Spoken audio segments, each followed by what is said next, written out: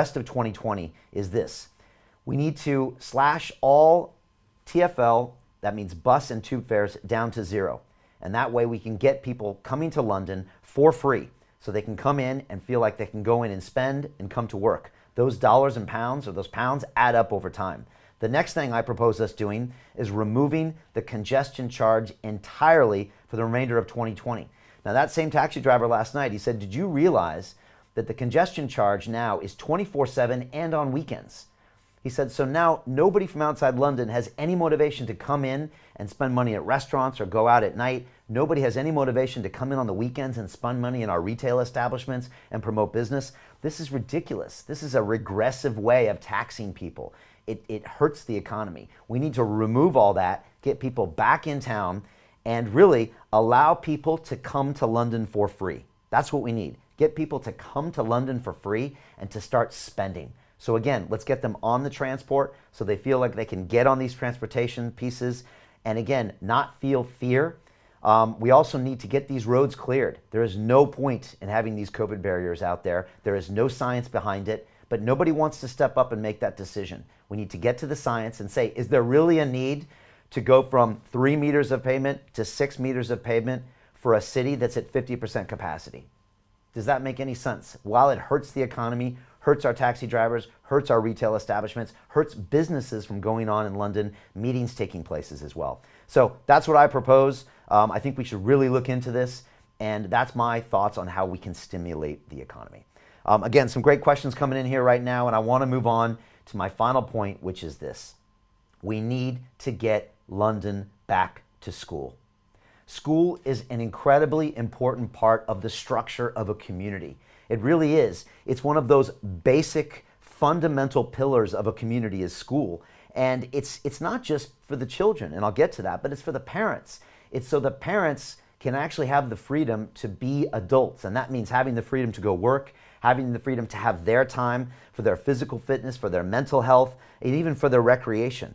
And look, my wife can be the first one to tell you, having kids at home and not having an option of daycare over the past 6 months has been extremely challenging. It's been really hard to do. And we saw with the key workers here in London, it was a real question early on that if you close schools, it was going to mean there weren't going to be enough nurses and doctors and firemen and women and police officers to even make this city function.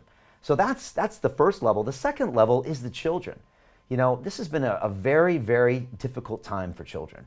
They are being told to not run up to strangers. They're being asked to wear face masks. My 4-year-old son was asked by an airline stewardess to put a mask on. I can barely get him to eat his breakfast or go to school. That's the last thing he wants to do, and they're traumatized by this lack of communication, asking them to do strange things and also isolating them. Children need to be around social communities. It's the fabric of what's happening. It's so important to get these kids back to school.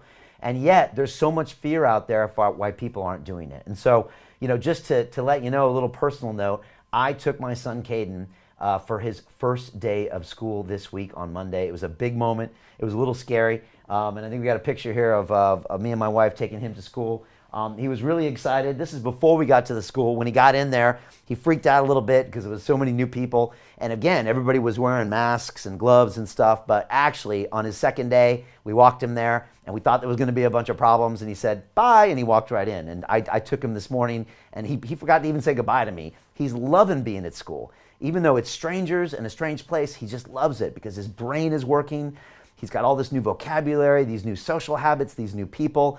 And now Mom, for the first time ever, has got time to spend with our second son and get some quality time with him. It's changed everything about our day, and it's really the way forward. Unfortunately, the numbers tell us something very, very different right now. And I went in and looked at some of the statistics, and some of the numbers I found was shocking about how parents feel about getting their kids back to school. And I brought a few of those numbers here, again, because I'm a person that believes in data. I believe in the science, and science determines policy, not whims, not something to cover yourself politically or to cover something you did in the past.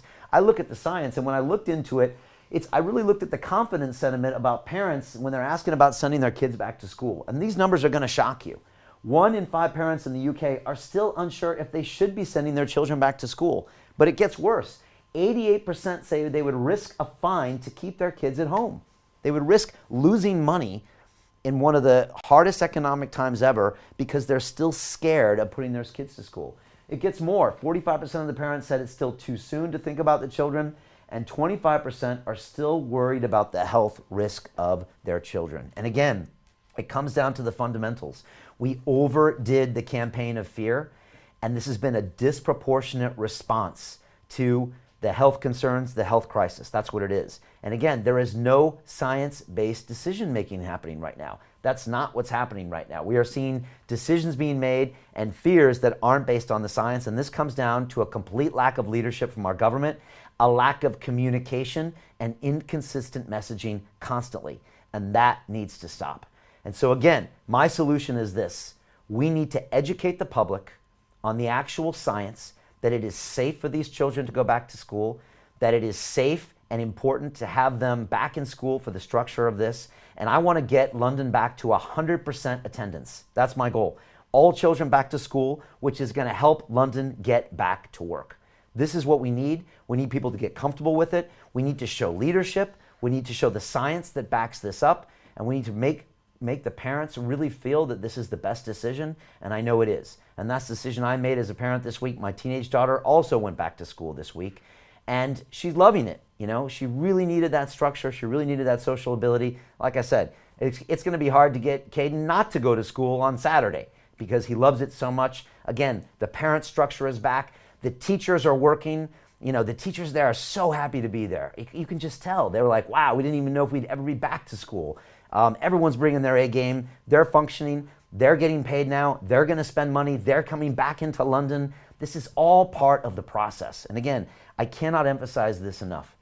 You have to get London back to work, which means the workers have to come back into this city.